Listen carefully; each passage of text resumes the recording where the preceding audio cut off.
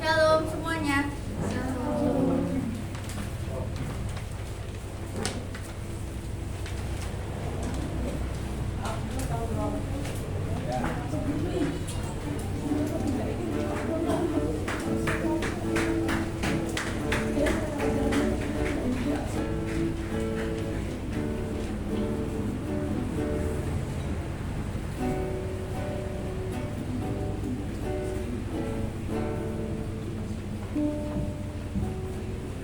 Shalom semuanya. Apa kabarnya pada hari ini? Puji Tuhan, hari ini kita masih dikumpulkan bersama-sama di tempat ini. Say hi juga sama Kak Ila, selamat datang kembali jauh-jauh dari Lampung. Pagi hari ini, siang deh, kita mau PA sama-sama. Sebelum itu mari kita bernyanyi dari nomor 403 lagu Segala Puji Syukur.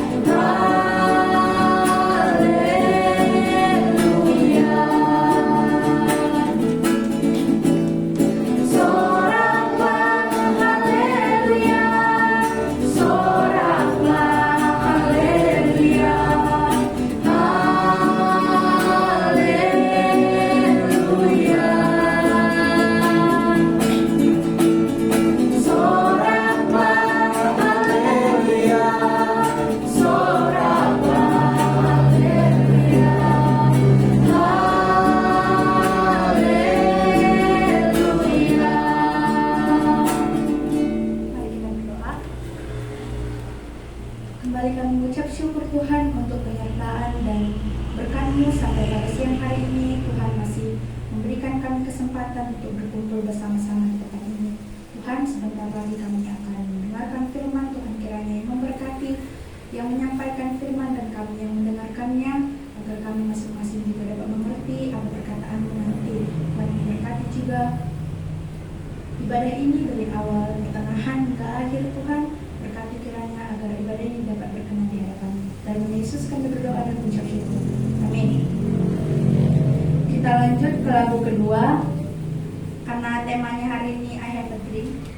Jadi kita nyanyi dari lagu 460, Tiap Langkahku Diatur oleh Tuhan.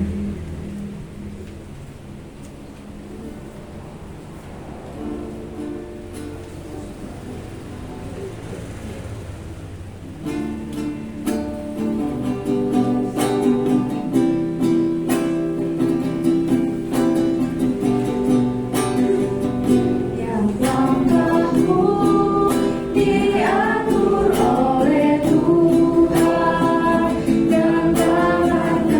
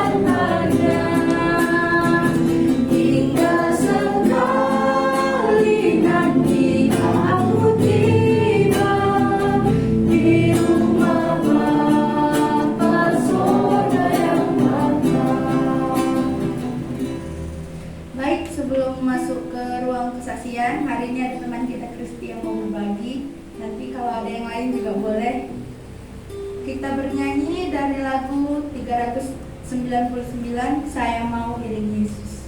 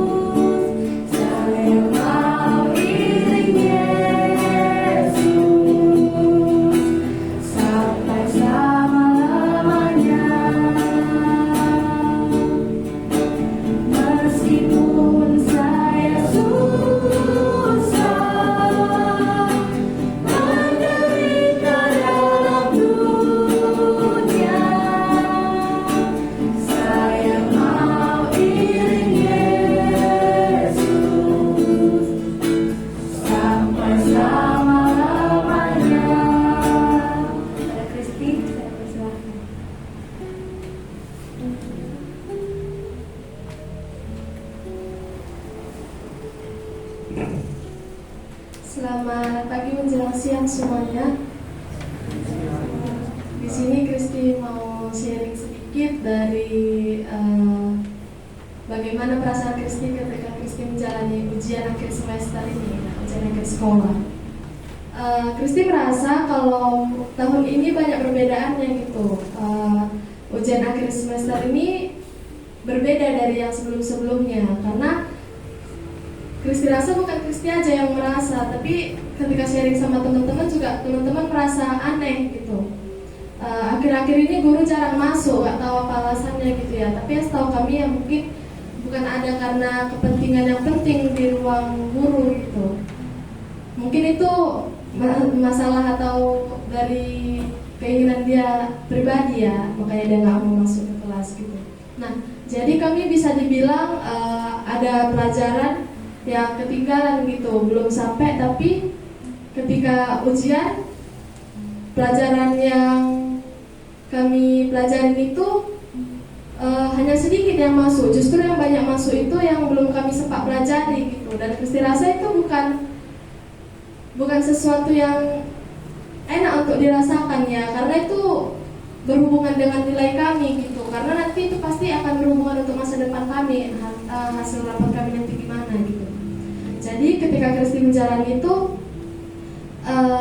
Kristi merasa sedikit kecewa gitu, karena Kristi rasa ini juga bukan sepenuhnya salah kami murid-murid, karena guru juga nggak masuk. Bahkan kalau dia nggak masuk, istilahnya dari HP pun dia nggak ada untuk menyampaikan ringkasan atau apa gitu. Kami belajar sendiri, kami baca gitu. Tapi kan kalau kami sekedar membaca nggak dijelaskan dari apa yang guru pahami, kan kami juga kurang mengerti gitu. Jadi kami sempat satu kelas karena ini ujiannya hari-hari awal gitu, hari kedua kalau nggak salah. Jadi semalam udah dibagikan gitu hasilnya. Dan itu satu kelas remedial gitu. Dan gurunya bilang Bapak kecewa sama kalian. Di situ juga kami memang kami juga sendiri kecewa, tapi kami juga kecewa sama Bapak itu karena ya Bapak itu juga istilahnya mengajar seperti kayak mana ya, Kristi belum pernah diajari sama seorang dosen, tapi Kristi merasa dia belajar mengajar seperti seorang dosen gitu. Kami sendiri pun kurang memahami gitu. Bapak itu tanya, kalian sudah mengerti belum? Untuk menjawab tidak, belum pun kami nggak enak gitu, karena kan mungkin bagi kita murid-murid juga pernah merasakan ya, kalau ditanya udah mengerti atau belum, pasti jawabnya udah, tapi mungkin belum mengerti gitu. Jadi banyak pergumulan yang Kristi rasakan semenjak ujian semester 2 ini gitu. Kisi-kisi juga nggak dapat, nggak berharap kisi-kisi, tapi setidaknya guru masuk mengajar itu apa yang disampaikannya itu masuk, tapi yang bahkan belum disampaikan pun dimasukkannya gitu. Jadi kami bergumul gitu, mau menyampaikan ke guru pun takut karena yang kami mengerti sifat-sifat guru di situ. Kalau kami komentar mungkin dia nggak menerima dengan baik gitu, meresponnya nggak baik gitu. Jadi bahkan pas kami ujian pun kami dihadapkan sama banyak tugas. Dia butuh nilai untuk diisi karena nanti untuk mau dibagikan diisi di rapor gitu. Tapi sebelumnya dia nggak masuk. Jadi di situ mau ujian, di situ dia kasih banyak tugas supaya ada nilai kami diisi. Jadi di situ kami banyaklah kekecewaan kami akhir-akhir ini gitu kan. Karena kan untuk belajar aja pun pasti butuh waktu yang banyak karena harus belajar banyak pelajaran dari yang bab 1. Karena itu semester 2 ini pasti soalnya keluar dari yang semester 1 juga pasti dicampur sama yang mid gitu kan. Jadi bukan cuman satu pelajaran yang mau dipelajari, bahkan pelajaran guru lain juga perlu. Tapi di satu sisi juga guru-guru sibuk memberikan tugas. Sampai kami pulang ujian pun kami nggak bisa tenang untuk belajar di rumah, tapi harus mengerjakan tugasnya karena sebagian tugas itu tugas kelompok gitu. Bahkan saat melakukan tugas kelompok itu juga banyak pergumulannya gitu bareng teman-teman. Karena kan bisa dibilang kalau dicampur gitu antara perempuan dan laki-laki, mungkin laki-lakinya agak sulit diatur gitu ya. Disuruh kumpul pun mereka sulit gitu, menganggap sepele padahal ini tugas penting karena ini kan tugas untuk nilai akhir gitu. Jadi di situ Kristi bergumul. Kristi mau marah pun itu bukan menjadi salah satu jalan alternatif supaya pengerjaan tugas kelompok itu berjalan lancar. Justru mungkin malah membuat teman-teman juga nggak suka kalau melihat Kristi marah. Jadi Kristi memilih diam. Tapi ya ketika dibiarkan tidak ada perubahan gitu dari teman-teman. Tapi ya ketika Kristi coba ngomong tanpa harus emosi, ya puji Tuhan teman-teman bisa mengerti gitu. Karena memang waktu yang diberikan itu nggak banyak gitu. Jadi ya Kristi bersyukur teman-teman juga bisa diajak kerjasama. Dan kalau untuk yang ujian tadi, mungkin dari remedial itu tadi juga ya agak sedikit kecewa karena sebelumnya belum pernah merasakan remedial. Bahkan ini satu kelas tanpa terkecuali itu remedial. Dan itu kami rasa memang ada kesalahan kami juga. Aturannya kami bisa belajar mandiri, tapi bagi kami itu sulit kalau tidak diajari oleh guru gitu. Terus banyak ucapan syukur yang Kristi panjatkan sama Tuhan karena beberapa hari yang lalu ada teman Kristi dan Kristi lumayan dekat gitu ya. Orang tuanya meninggal gitu. Jadi Kristi berpikir gitu, karena kejadian di depan mata Kristi secara langsung gitu kan. Jadi banyak hal-hal yang muncul di dalam pikiran Kristi. Terkadang kalau Kristi mendengar kabar duka gitu ya, Kristi kayak nggak merespon yang sampai pemikirannya kemana-mana gitu. Tapi karena ini terjadi di depan mata Kristi gitu, Kristi kayak ikut merasakan gitu, kayak mana nanti kedepannya dia tanpa orang tua gitu. Pasti berat bagi dia karena Kristi tahu juga dia itu anak paling kecil dan dekat dengan orang tuanya gitu.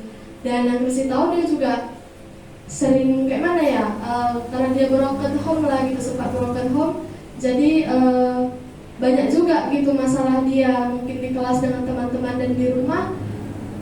Dia pernah cerita sama Kristi kalau dia pernah yang melakukan barcode itu gitu. Jadi ketika Kristi memikirkan kalau orang tuanya lagi tambah nggak ada, mungkin dia makin banyak gitu pikirannya. Jadi di situ Kristi cuma bisa kasih dia motivasi gitu. Dan Kristi juga nggak bisa untuk suruh dia nggak nangis atau nggak murung gitu, karena pasti berat juga untuk jadi dia. Kristi sendiri juga belum merasakan. Tapi ketika Kristi melihat itu, Kristi merasa bersyukur gitu karena Kristi masih dikasih orang tua. Karena kalau nggak punya orang tua itu mungkin banyak hal yang menyakitkan, mulai dari batin, kehidupan sehari-hari atau masa depan gitu.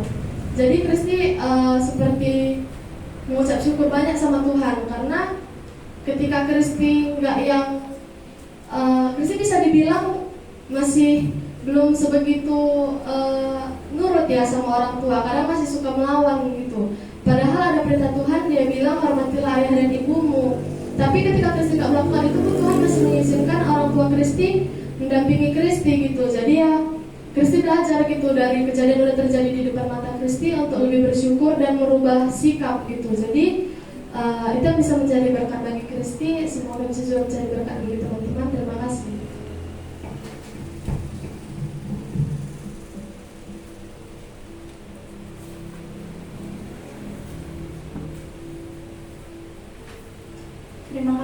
Kristi atas sharingnya hari ini. Ada lagi dari teman-teman yang lain yang jauh-jauh dari Lampung juga boleh.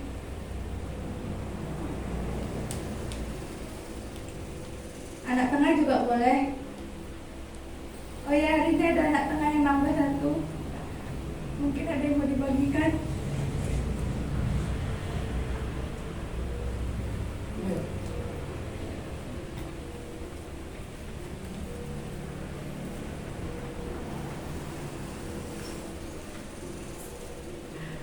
Atau pembimbing ada yang mau dibagikan?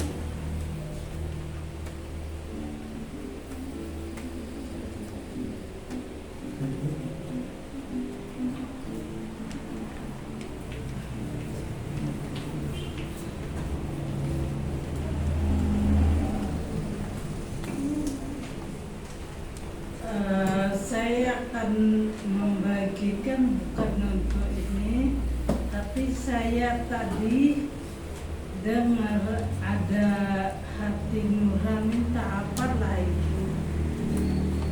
Kembali ke Markus 5 tadi ya. Saya melihat di situ kan ada dibilang ya, itu iblis ya, bukan urusanmu tuh. Apa ayat berapa? Bukan urusanmu.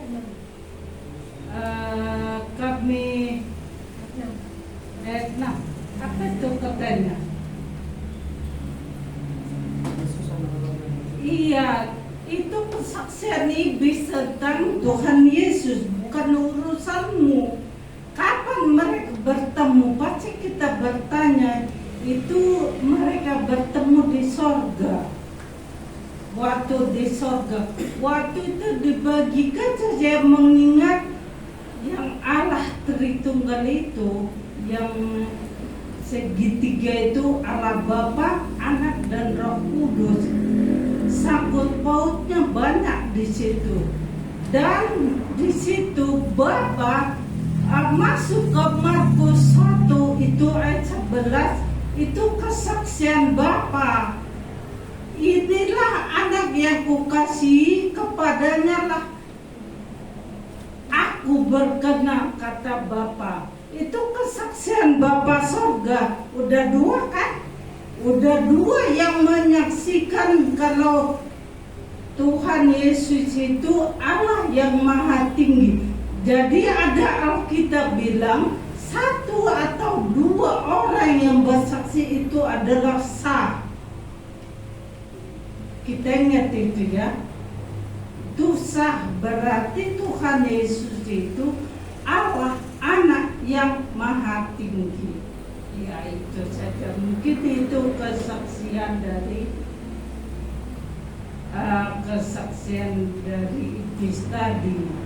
Saya hanya mengingat itu. Dan yang kedua saya mau sampaikan begini, anak-anak ini kan remaja ya, kita belajarlah nggak meneladani sebesar-besar ya, tapi yang kecil, hal yang kecil aja kita teladani gitu. Kalau kita ini ajaran kita Tuhan Yesus, kita tolong juga mengikuti cara Tuhan Yesus itu. Kalau ajaran kalian yang lain, silakan ajaran itu ikuti gitu. Kita di sini mungkin banyak mengikuti ajaran Tuhan Yesus, tapi silakanlah kita meneladani apa yang diajarkan Tuhan Yesus. Ya, terima kasih. Itu saja.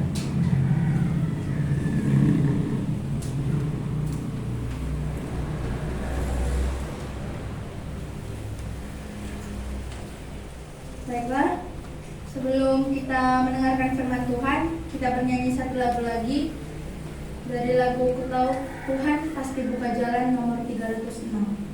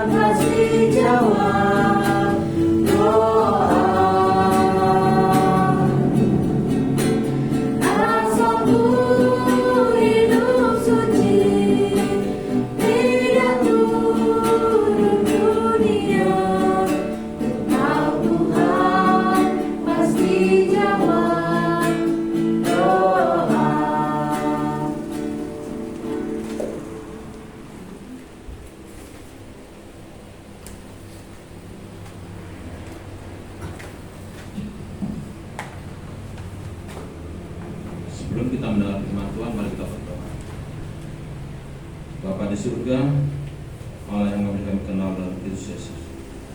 Waktu siang hari ini kami serahkan kepadamu, supaya di tengah keletihan kami, Engkau memberikan tetap kesehatan, kekuatan, dan pemikiran yang baik daripada Tuhan, supaya ketika kami boleh belajar firman Tuhan, firman itu boleh bertumbuh dalam hati kami dan dalam hidup kami.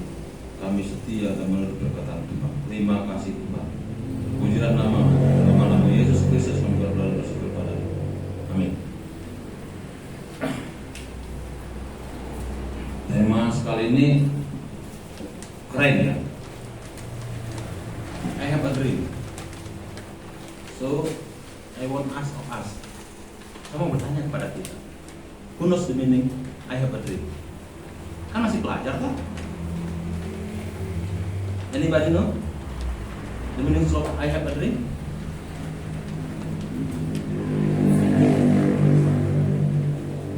I have a dream. So ambil konotasinya. Belajar bahasa Indonesia ada konotasinya. Jangan bilang mimpi lah, nanti payah. Itu makna murninya. Konotasinya coba ambil. Cita-citaku ya, impianku, harapanku, kan itu ya. Cita-citaku, impianku, harapanku. Saya ingatkan, kalau kita pelajar harus tahu bahasa Inggris. Nanti kalau kalian masuk PTN, itu hampir 35% dari soal yang diajukan itu bahasa Inggris. Banyak sekali soal bahasa Inggris. So understand, jadi kalian nggak mengerti artinya, sulit bagi kalian untuk menjawabnya. PA hari ini kita belajar I have a dream, cita-citaku, impianku. Kalau kalian dikatakan remaja, pemuda, apa sih cita-cita kalian? Ada yang boleh ceritakan apa cita-citanya? Gak usah takut, ceritakan aja apa cita-citanya. Nanti kita belajar dari Alkitab juga. Alkitab yang menceritakan bagaimana cita-cita itu diubahkan benar di hadapan Tuhan. Cita-cita salah? Enggak. Saya dulu punya cita-cita jadi seorang asisten akuntansi yang terkenal. Itu jurusannya manajemen akuntansi. So saya tanya, apa cita-cita kita saat ini? Itu waktu saya SMA ya, waktu saya sekolah, itu cita-cita saya. Karena pada SMA toh, SMP toh, apa cita-citanya? Ayo jawablah. Ada yang punya cita-cita? Gak ada yang jawab, atau gak ada orangnya Pak? Jangan-jangan gak ada orangnya. Jadi sekolah hanya ikut-ikutan, kemana orang sekolah, sana ikut sekolah. Kemana ini? Ada? Kemana cita-citanya? Hah? Masuk stan, ada yang stan, masuk stan. Ada yang lain? Ada yang lain cita-citanya? Saya tidak bukan cita-cita saya. Saya punya cita-cita itu manajemen akuntansi. Bukan ahli akuntansi, di atasnya lagi manajemennya. Ini pelajaran paling sulit di UGM dan UI. Jarang bisa tembus ke situ. Itu cita-cita. Nanti saya akan ceritakan sedikit kenapa jadi guru. Gitu dia. Karena dulu saya orang susah. Saya mau kaya. Urusan uang ada di akuntansi. Makanya saya tanya, apa cita-cita kita saat ini? Boleh renung. Dan boleh dipikirkan, apa cita-cita? Deo, apa cita-citanya? Hah? Ya pengusaha apa sih? Pengusaha kan banyak jenisnya. Internet, telekomunikasi. Christine, apa cita-citanya?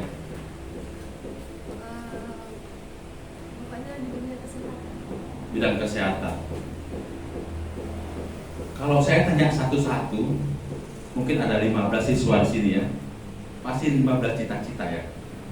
Tapi satu pertanyaan saya sama kalian, ketika kalian punya cita-cita itu, Pernah nggak itu kalian tanya sama Tuhan dan kalian doakan? Nah ini yang penting. Pernah nggak kalian tanya sama Tuhan, inikah yang baik untuk Tuhan, dan kita doakan? Dan didoakan. Atau kita punya cita-cita karena lingkungan. Karena lingkungan ya, bisa orang punya cita-cita karena lingkungan. Satu, cita-cita karena orang tua. Bisa loh. Nah, kamu sekolah kesehatan aja.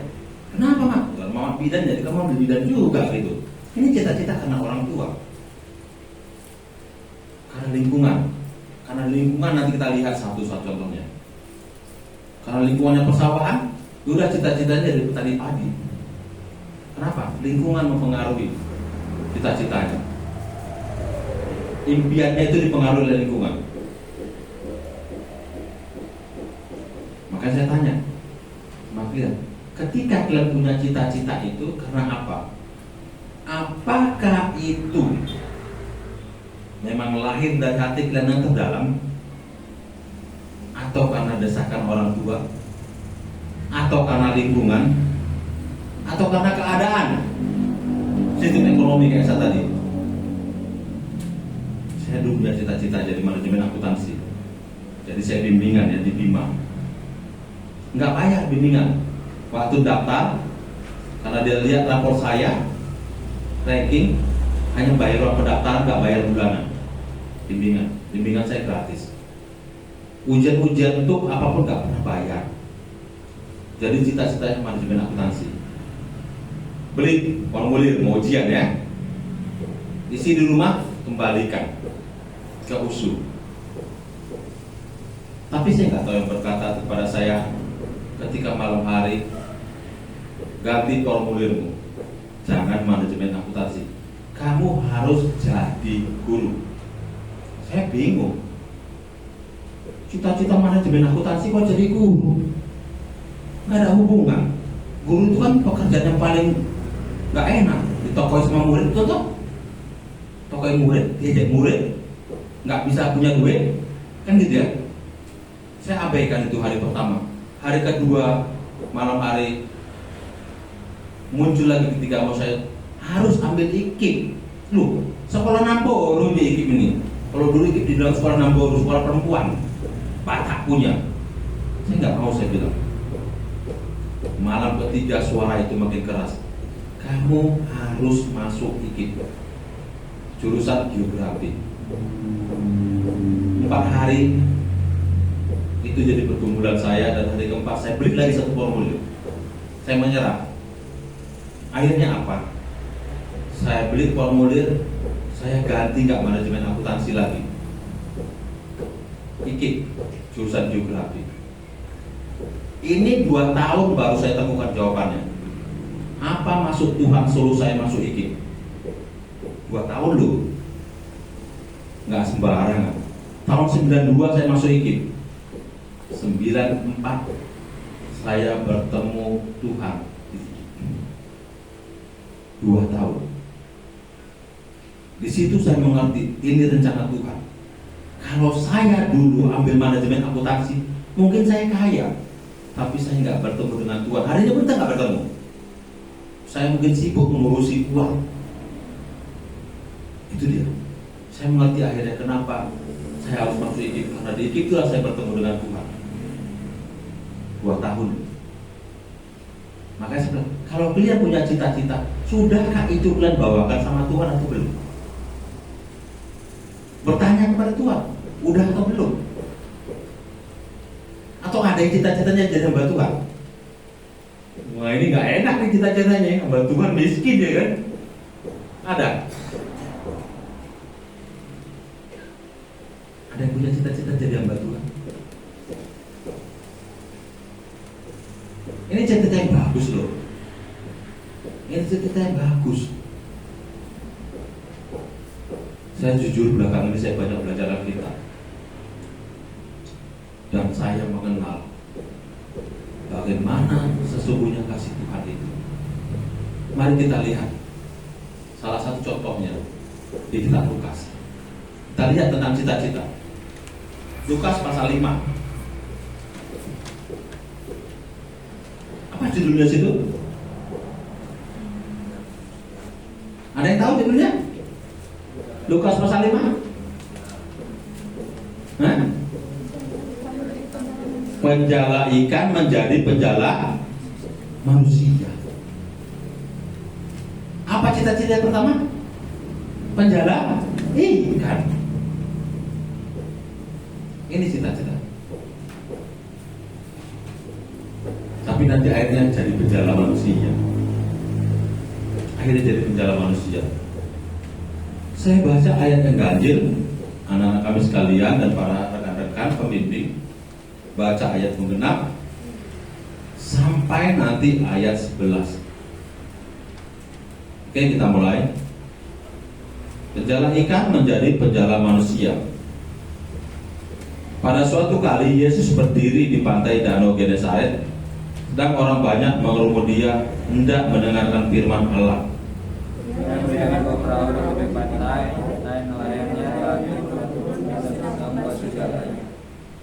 Ia naik ke dalam salah satu perahu itu, yaitu perahu Simon, dan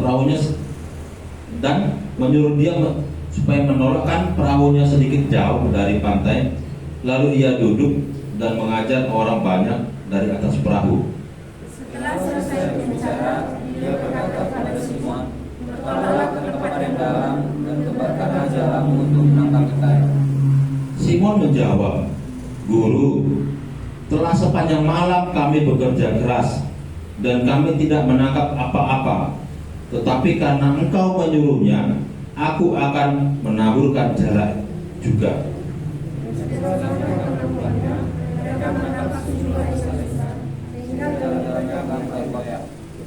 Lalu mereka memberi syarat kepada teman-temannya di perahu yang lain supaya mereka datang membantunya. Dan mereka itu datang. Lalu mereka bersama-sama mengisi kedua perahu itu dengan ikan hingga hampir tenggelam. Ketika Simon Petrus melihat hal itu, dia pun bersungkur di depan Yesus dan berkata, "Tuhan, pergilah daripadaku, karena aku ini seorang berdosa." Sebab ia dan semua orang yang bersama-sama dengan dia takjub oleh karena banyaknya ikan yang mereka tangkap. Ayat 10, ayo. Demikian juga Yakobus dan Yohanes anak dari Petrus yang menjadi teman Simon, kata Yesus kepada Simon, "Jangan takut, mulai sekarang kau akan menjadi manusia." Dan sesudah mereka menghela perahu-perahunya ke darat, mereka pun meninggalkan segala sesuatu lalu mengikut Yesus. Ini tentang siapa ceritanya? Petrus toh ya? Apa pekerjaan Petrus? Penjala ikan ya, nelayan ya, nelayan. Ini ceritanya ya, nelayan. Ada yang punya cita-cita jadi nelayan? Yang mana tahu? Ada yang punya cita-cita. Paulus jadi penjala ikan. Kenapa? Ya mungkin karena rumahnya dekat dengan pantai kan gitu ya. Pekerjaan yang cocok adalah jadi nelayan. Nggak mungkin jadi petani. Kan gitu ya. Orang yang tinggal dekat dengan tepi pantai cocoknya jadi nelayan. Makanya pada saat itu kita jumpai Petrus itu menjadi penjala ikan. Ada yang mau jadi penjala ikan? Nggak ada ya. Sini kan pantai ya kan. Paling dekat Pantai Biru. Iya. Ini cerita tentang Petrus. Dan kita mau melihat pada suatu kali Yesus berdiri di pantai di Danau Genesaret. Sedang orang banyak menunggu dia dengan mendengarkan firman Allah. Di mana? Danau Genesaret. Biasanya kita belajar Danau Galilea ya. Kan gitu ya? Biasanya kita belajar Danau Galilea. Hari ini kita belajar tentang Danau Genesaret. Di mana itu? Nanti boleh lihat pertanyaan di belakang ya. Di belakang ada pertanyaan, lihat di mana tuh Genesaret. Jangan-jangan di Cinta Dapat. Kan gitu ya. Danau Genesaret di mana? Kan ya? Di mana Danau Genesaret ini? Dan kita melihat sedang orang banyak mengerumuni siapa? Mengerumuni siapa? Mengerumuni Yesus. Iya.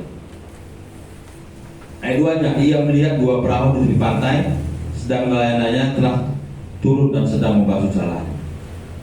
ketika Yesus ada tepi pantai Genesaret, Yesus melihat ada 2 perahu. Kayak mana pekerjaannya? Sudah turun? Sudah membersihkan jala, karena memang pekerjaannya adalah sebagai seorang nelayan, membersihkan jala. Yesus naik ke perahu tersebut. Apa katanya? Ayat 3. Ia naik ke dalam salah satu perahu itu. Perahu siapa? Perahu Simon. Jelas ya, perahu Simon. Dan menyuruh dia supaya menolakkan perahunya sedikit jauh dari pantai. Lalu dia duduk dan mengajar orang banyak di atas perahu. Ini inisiatif ya. Kenapa? Karena banyak orang yang mengerumuni Tuhan Yesus. Kalau Yesus di pantai berdiri mengajar orang banyak, capek toh berdiri toh, capek berdiri. Dan dia juga sulit dilihat oleh orang lain. Makanya dia naik ke perahu. Perahu siapa tadi? Naik ke perahu Simon, ke tengah atau sedikit. Di bawah Simon lah ke tengah. Disitulah Yesus mengajar. Ini triknya, cara mengajar supaya tidak rusuh tempatnya. Kita lihat ayat selanjutnya. Setelah selesai berbicara, ia berkata kepada Simon, bertolaklah ke tempat yang dalam dan tebarkanlah jalamu untuk menangkap ikan. Enak ya. Simon tadi apa kerjaannya? Tukang tangkap ikan, nelayan toh. Tuhan Yesus suruh supaya lebih ke tengah, supaya tangkap ikan, kan gitu kan? Apa jawab Simon? Kita lihat ayat 5. Simon menjawab, Guru, telah sepanjang malam kami bekerja keras dan kami tidak menangkap apa-apa. Tetapi karena engkau menyuruhnya, aku akan menebarkan jala juga. Enak toh Simon jawabnya toh. Udah semalaman kami ini seorang nelayan. Udah semalaman kami tebarkan jala ini, kerja keras nangkap ikan, nggak dapat loh. Tapi karena engkau suruh. Simon tahu siapa yang menyuruh, Yesus. Apakah Simon kenal Yesus? Kenal lah. Lihat tuh ayat sebelumnya. Bagaimana Yesus banyak melakukan pekerjaan. Salah satunya juga bagaimana orang tuanya itu disembuhkan oleh Yesus. Petrus kenal siapa Yesus. Makanya ketika Tuhan Yesus suruh ke tengah, karena kau suruh, oke lah aku taburkan. Tapi kau harus ingat, sudah 1 malaman kami bekerja mau nangkap ikan, tapi nggak dapat 1 ekor pun. Artinya apa? Petrus mengungkapkan isi hatinya. Tuhan, sudah 1 malaman kami jalan Tuhan, nggak dapat 1 ekor pun. Tapi karena Petrus kenal siapa Yesus, ya udahlah Tuhan, karena Tuhan suruh, kami mau lah, berangkatlah ke tengah. Artinya apa? Saya mau tanya sama kita semua dari ayat ini. Kalian punya cita-cita toh? Punya tadi kan? Pernah nggak kalian tanyakan itu sama Tuhan dan apa kata Tuhan? Jangan-jangan sama seperti saya tadi. Cita-cita saya mau manajemen akuntansi. Saya nggak pernah tanya sama Tuhan. Tapi nggak tahu mungkin karena Tuhan sayang sama saya. Di tengah mau ujian Tuhan panggil saya, gantilah formulirmu. Dia punya cita-cita. Pernah nggak kalian itu bawakan sama Tuhan dan apa perkataan Tuhan?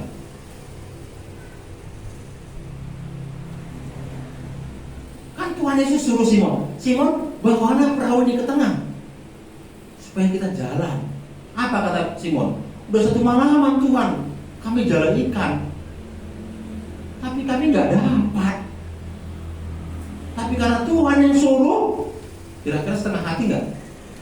Setengah hati toh. Ikuti aja katanya. Udah mereka pergi. Saya mau tanya sama kita semua. I have a dream. Saya punya impian. Apa impian kita? Pernah nggak kita tanyakan sama Tuhan? Pernah nggak kita bawakan sama Tuhan? Pernah nggak kita bawakan doa? Dan apa kata Tuhan? Ini yang penting. Kayak ada hubungannya dengan ayat di bawahnya. Kenapa pada Tuhan? Karena Tuhan yang suruh kami jalan juga lah. Tapi sudah 1 malaman Tuhan, ingat ya, sudah 1 malaman Tuhan kami menjalan tempat ini, kami nggak dapat ikan. Tapi ini karena Tuhan yang suruh, akan kami jalan juga. dengan setengah hati loh. Dengan setengah hati Petrus melakukannya. Setengah hati. Jangan-jangan kita melakukan cita-cita kita, kuliah dimanapun, atau sekolah jurusan apapun, karena setengah hati. Karena apa? Karena orang tua kita suruh. Setengah hati bukan karena Tuhan, tapi karena orang tua suruh. Ada juga loh kayak gitu. Ada. Cita-cita kan orang tua. Tapi Petrus katakan, karena Tuhan suruh akan kami jalan. Tapi ingat, sudah 1 halaman kami menjalan, kami nggak dapat apa-apa. Kita lihat ayat selanjutnya. Ya, kita lihat ayat selanjutnya. Ayat 6. Dan setelah mereka melakukannya, mereka menangkap sejumlah ikan besar, sehingga jalan mereka mulai koyak. Berapa kali jalan di jalan mereka mulai koyak? Sekali tebar. Padahal melakukannya dengan setengah hati. Setengah hati, ya Tuhan kalau Tuhan suruh nggak apa-apa lah. Tapi Tuhan udah 1 halaman loh kami jalan nggak dapat apa-apa Tuhan. Udah 1 halaman kami jalan nggak dapat apa-apa Tuhan. Tapi karena Tuhan suruh nggak apa-apa lah, kami akan jalankan. Begitu dijalankan, jalannya penuh hampir koyak. Artinya apa? Kenapa saya suruh bawakan cita-cita kalian kepada Tuhan? Ketika kalian bawakan cita-cita kalian kepada Tuhan dan ada perkataan Tuhan, ikutilah. Kalau sudah katakan, maka Tuhan yang akan bertanggung jawab. Kalau sudah Tuhan suruh, Tuhan yang akan bertanggung jawab. Dia suruh apa sama Petrus? Tebarkan jalannya. Kan gitu kan? Ketengah kita tebarkan jalannya. Enak aja besok, udah 1 halaman kami tebarkan jalan Tuhan, tapi nggak dapat apa-apa. Oke, sekarang kita tebarkan jalanmu. Begitu ditebarkan, siapa yang nyuruh tebarkan? Tuhan. Yesus, Tuhan Yesus tebarkan kan? Bukan usul Simon kan? Bukan. Ketika Simon menebarkan jalannya hampir penuh dan koyak hampir. Artinya apa? Ketika ada perkataan Tuhan yang kita dengar, ketika kita bertanya dan kita menurutinya, ingatlah Tuhan akan bertanggung jawab dengan perkataannya. Tuhan akan bertanggung jawab dengan perkataan. Tuhan akan bertanggung jawab dengan perkataan.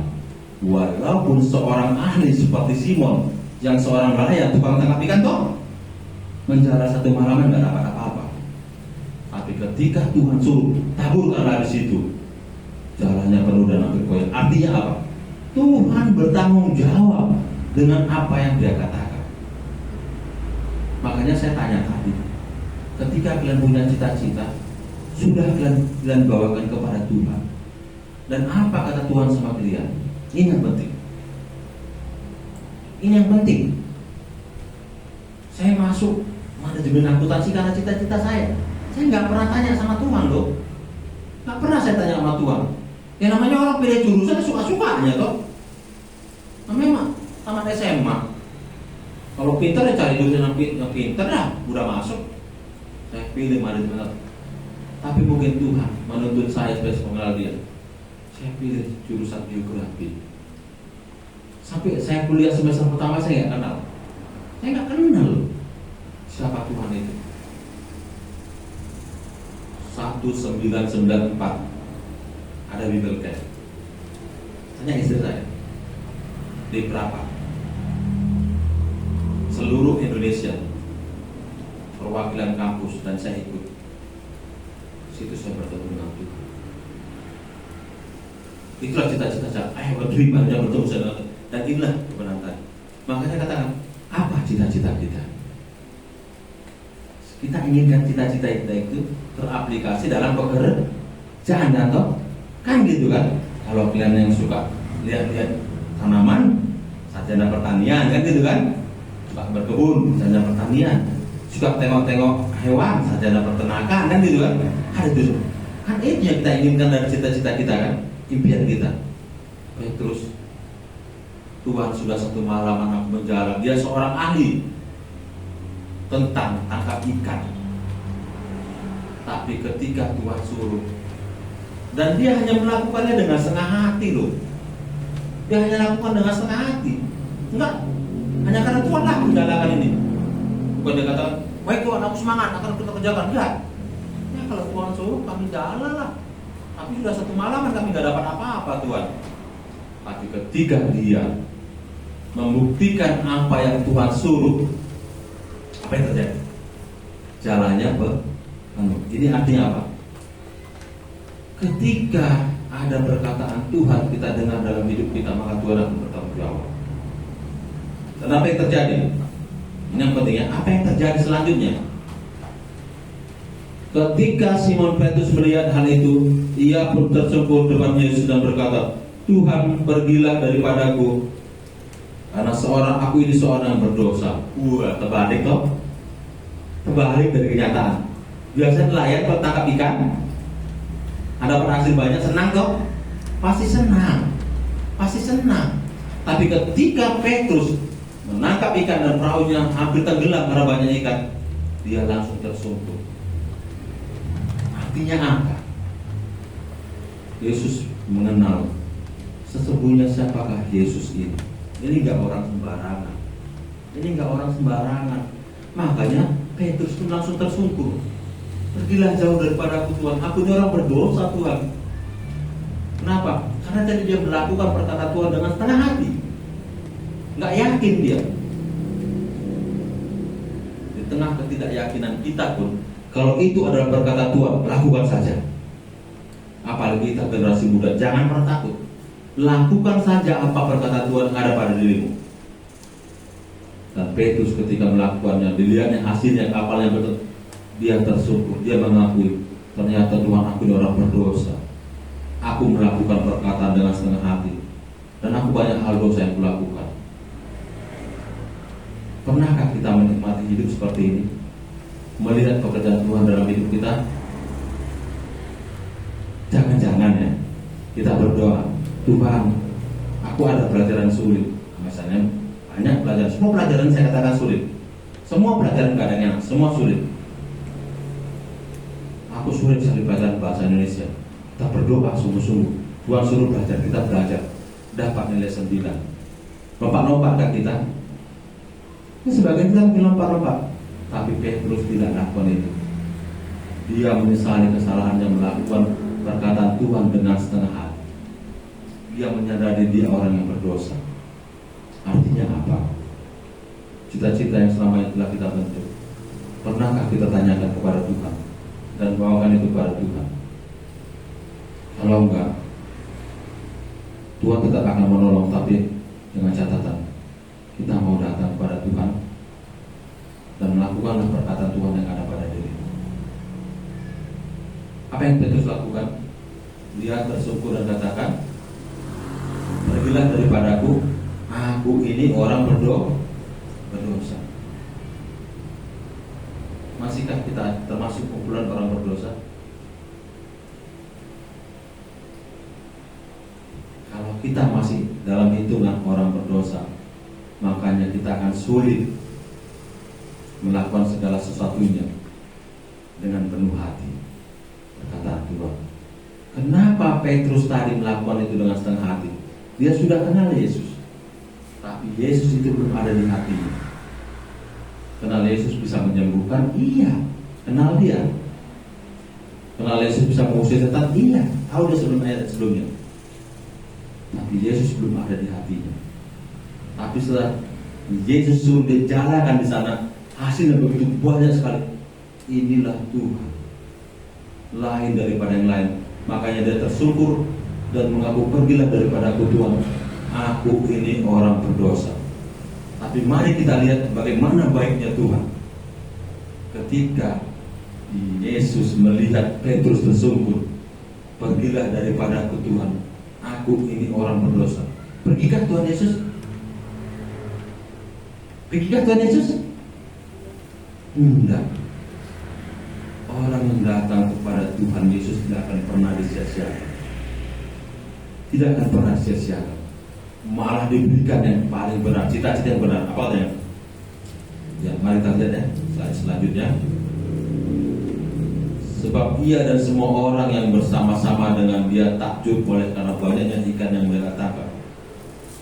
Demikian juga Yakobus dan Yohanes, anak-anak Zebedeus yang menjadi teman Simon. Kata Yesus kepada Simon, jangan takut, mulai dari sekarang engkau akan menjadi penjala manusia. Cita-cita yang disempurnakan Tuhan.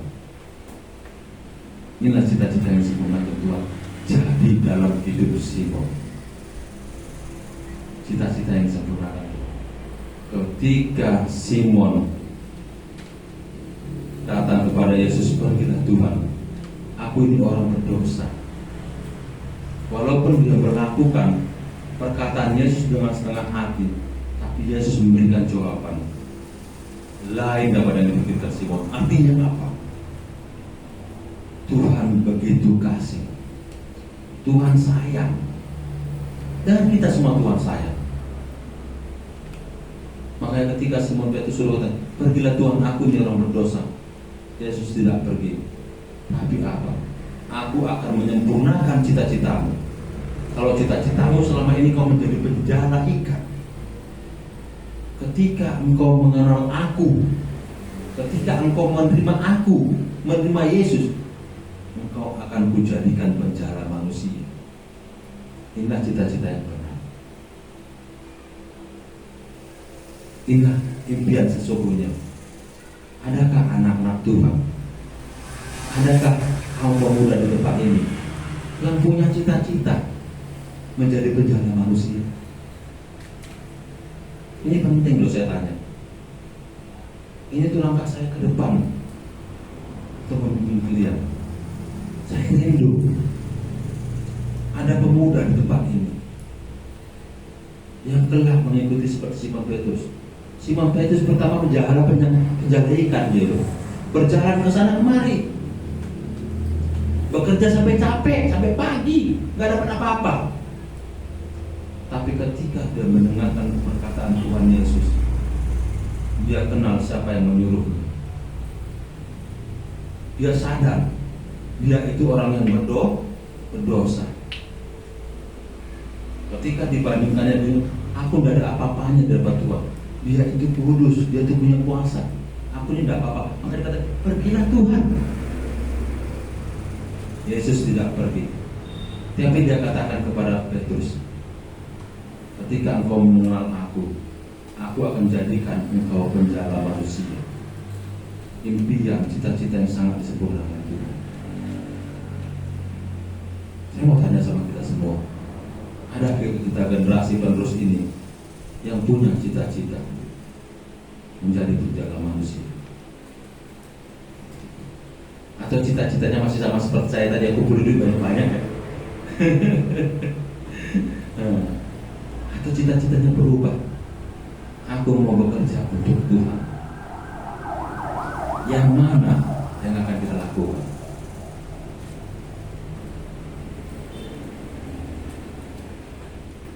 Ayo berdiri, aku punya impian.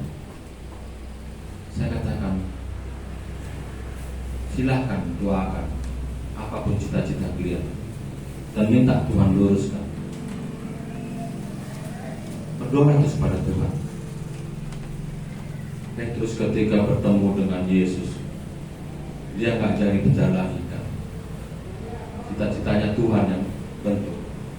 Kok kata jadi penjala? Iya, tetap jadi penjala, tapi penjala manusia.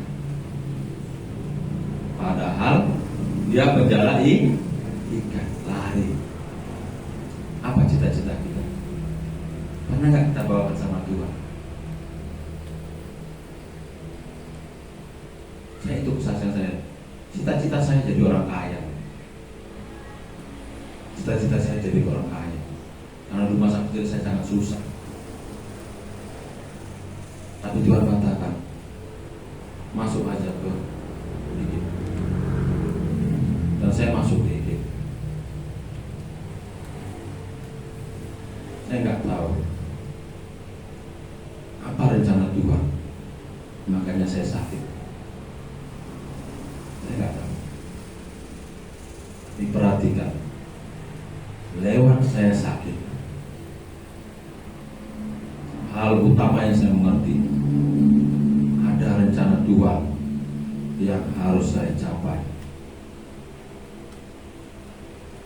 Apakah rencana Tuhan dalam hidup kalian? Tuhan baik loh ya. Tuhan baik, punya rencana masing-masing. Bertanyalah kepada Tuhan, apa rencana Tuhan? Tanya dia, bangunkan Tuhan, apa rencana Tuhan dalam hidupku supaya aku jangan salah jalan. Apa rencana Tuhan? Berikan penjelasan kepada aku Tuhan, supaya pada masa mudaku aku gak salah jalan. Petrus gak pernah bertanya dari penjara manusia, tapi ketika bertemu dengan Tuhan Yesus, dia punya pekerjaan yang berbeda. Tetap menjala, tapi gak menjala ikan, tapi jadi penjala manusia. Jadi, apa impian kita? Bawalah impian kita kepada Tuhan. Saya tahu, ketika kita masih muda, kita punya impian, kita punya cita-cita, kita punya semangat. Gak ada kalian yang masih muda gak punya cita-cita. Gak ada itu. Pasti punya cita-cita, pasti punya semangat, pasti punya impian. Tapi pernahkah impian itu kalian bawa sama Tuhan? Pernah gak impian itu kalian bawa sama Tuhan? Supaya jangan terulang seperti Petrus kita. Tapi terulang pun gak apa-apa. Petrus kan juga ketika mengenal Yesus dia bertobat. Tuhan, jauhlah daripada aku Tuhan, karena aku orang berdosa. Itu pun tetap Tuhan rangkul. Tetap Tuhan rangkul. Dan Tuhan jadikan penjara manusia. Petrus sudah salah jalan, tidak pernah bertanya kepada Tuhan jadi apa. Tapi ketika bertemu dengan Tuhan Yesus, mengaku Yesus orang yang hebat, punya kuasa, tetap Tuhan rangkul. Bagaimana dengan kita? Mudah-mudahan kita semua punya impian, kita semua punya cita-cita, kita punya impian, raihlah cita-cita kalian itu. Tapi jangan pernah lupa bertanya sama Tuhan tentang impian dan cita-cita kalian. Mari kita berdoa. Firman-Mu Tuhan telah kami pelajari, dan firman-Mu telah dinyatakan. Buatlah kami Tuhan,